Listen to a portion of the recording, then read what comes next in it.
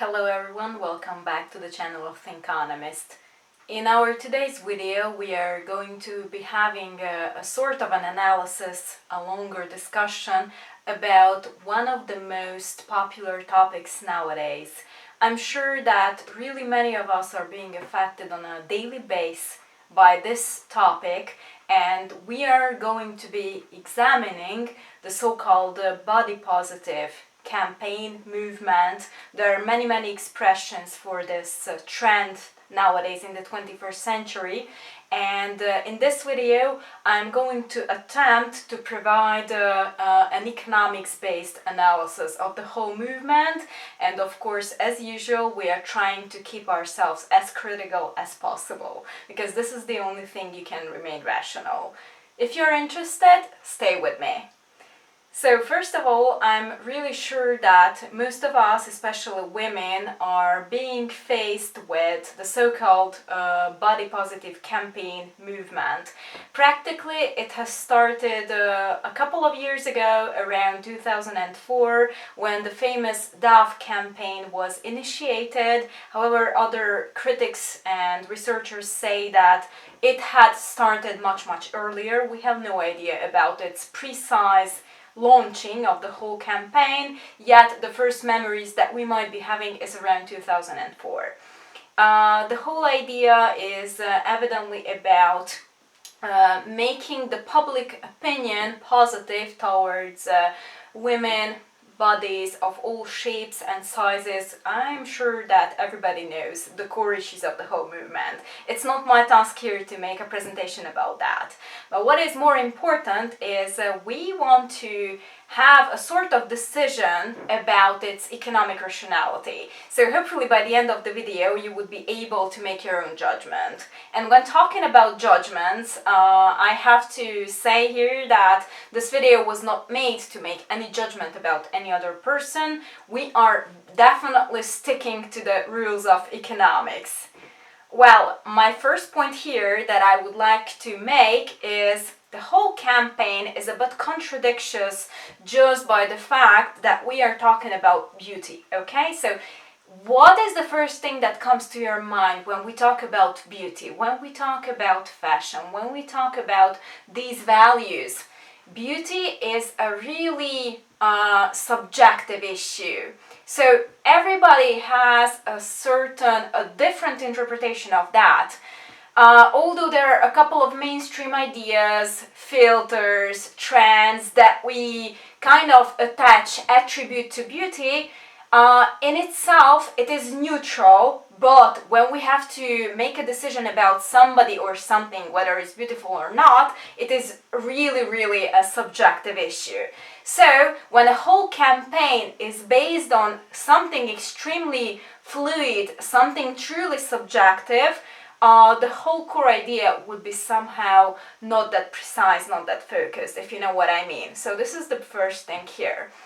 The second point that we have to make is when body positive campaign was originally launched, if we accept this Dove initiative, it was around the beauty industry. Everybody knows that beauty industry is being developed at a really fast rate. There are so many brands, so many representators who are trying to set new trends.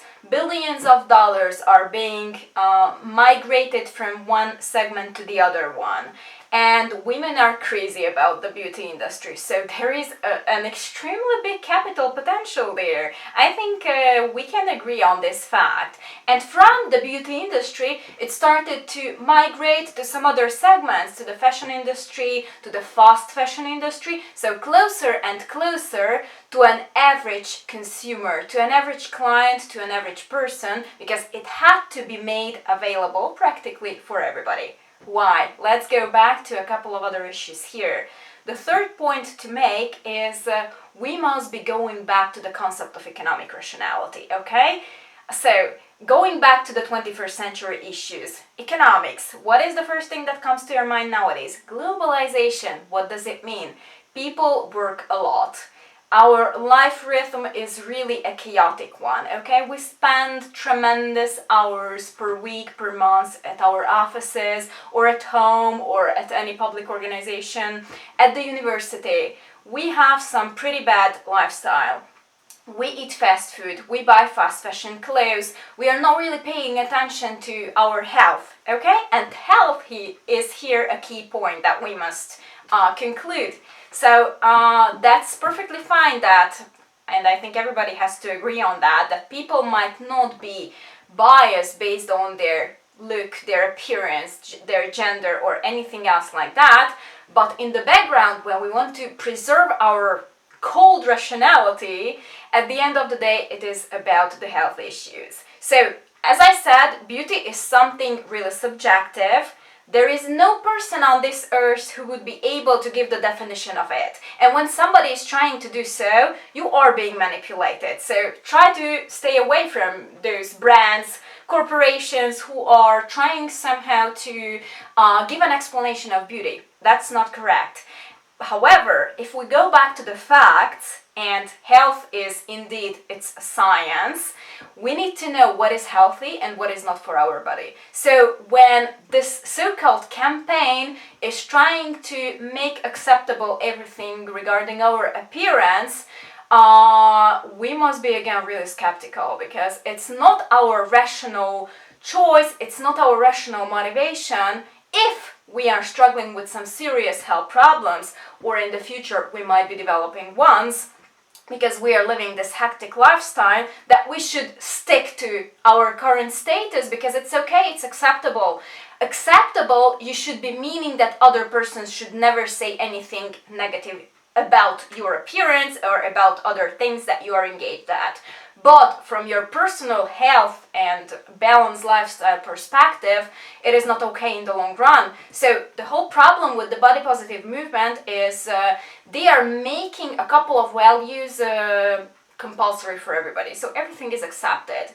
And it turns out that it's not, because you may never know what's gonna happen with your body, with your organism when you are living an unhealthy lifestyle. And for that we have a couple of measures, a couple of explanations what is nowadays considered healthy. So I think the decision starts here. Do you want to live a long life full of health, full of balance? You want to really get this motivation of providing a really interesting and healthy lifestyle in the future for yourself, for your body? If yes, you should definitely go to the scientific part of it, to the facts and figures that are available, so you can Google on that, and then you just go back to this whole body positive campaign, and when you match the two concepts together, I think that we should come to the conclusion that it's definitely not motivating us to remain healthy. Even if some people say that the whole campaign is not saying that you should be an unhealthy person, you should be struggling with obesity or something like that. No, but some people can understand it in this perspective. So this is why we may consider that it is harmful. On the other hand, I should conclude the following point.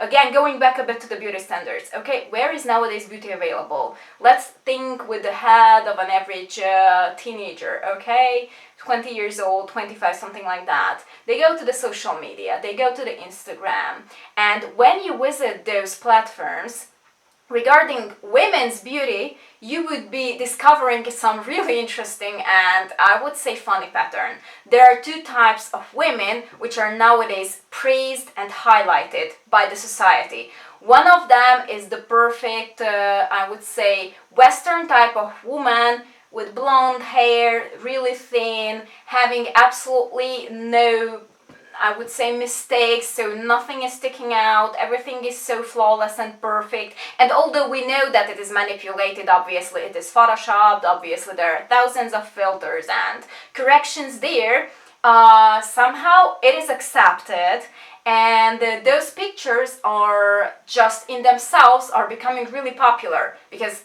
well, others are obviously interested in them. So this is one end of the scale. And at the other end of the scale, we see those women who are representing this sort of body positive campaign, where everything is accepted, you can post anything about your body, it's fine. So we just see the two ends of the scale. And if we discover something like that, it means one thing.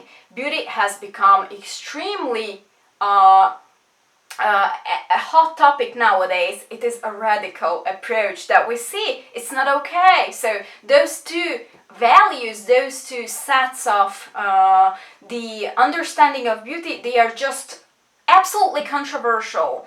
And what is in between? Have you ever asked yourself, what is there in between? If you are not a Barbie doll, and if you don't want to box yourself into this body positive perspective, there is nothing. So practically it's insignificant. You barely find an account that would be relatively popular nowadays in 2020 on Instagram, for example. Those women who are absolutely there, they do not want to use those tags. They are not Instagrammably perfect, I would say. There is also a problem with the fact that a total campaign, a movement, is based on a condition, on a hypothesis that all women have a problem with themselves. Okay, have you ever thought about this precondition that the movement is based at? I think it's a negative thing to suppose that each and every woman is having serious problems with herself and then claiming that we should be happy with our actual status, okay? Another very important logical contradiction might be detected here. So it is becoming ridiculous at this point. Why are you offending women by supposing that they are not perfect, they are unhappy, they are not accepting their appearance or anything else in their life? Why are you basing a total campaign on such a precondition? Problems start here, because when you want to give a positive message, if it is truly a sort of a social movement, it should be based on positive values. And if you dig deeper to the core values of it, you would be discovering this precondition. All women are unhappy because of their physique, okay? Ladies, I'm sure that everybody is having a lot of problems, either internal or external. There is no perfect woman out there, we know about it, but we should not be thrown this fact in such a big perspective in our face at the end of the day. Finally, at the end of the video, after presenting a couple of interesting facts and motivations behind the body positive movement, I wanted to share with you a couple of resources that might further raise your attention and make you a bit more critical towards the whole perspective. The first one that is worth of our attention is actually a doctoral dissertation prepared by Alexandra Sastre from the University of Pennsylvania. The dissertation is entitled Towards a Radical Body Positive, Reading the Online Body Positive Movement, and it is freely available on the internet. So if you are a bit more interested from the scientific point of view, you can check the whole dissertation, running through the abstract of the whole structure of it, because it is indeed quite a long work with a really important scientific perspective here. And if you just check the content part, you can see a couple of truly motivating perspectives here about the phenomenon, especially chapter 4, Towards Radical Body Positive, Envisioning a New Visual Politics of the Body. So this is the chapter that I would be recommending anyone who is at the end of the day interested in a bit more sophisticated background. Also, 2 years ago, there was quite a revolutionist publication by the New York Times entitled The Problem with Body Positivity. It was written by Kelly DeVos, and you can check out a couple of further explanations concerning the problematic issues in the background. So also it is quite a good material if anybody would be interested, written by a 41-year-old mom who has just discovered the main problems with the movement and her personal attachment to the problem related to health issues as well. And another interesting compilation here is going back to the other end of the scale that I was mentioning for you. So if we are talking about the Barbie doll Instagram models, this is a sort of an academic I would say, and economics-based trade-off. For example, if one makes a decision to invest into a breast implant surgery, that would be equal with a year of college tuition. Or let's check another one, a pair of designer jeans, a lift ticket at the ski resort. So a couple of truly healthy, motivating hobbies, activities here on the right-hand side, and on the left, a couple of truly invasive and in most cases totally unnecessary intrusion towards our body. So it's definitely worth of giving a quick look at it. And I would like to say thank you if you have remained with me. So all the links would be provided at the end of the video. Thank you for the attention, and let's see each other in the next Thinkonomist video. Goodbye.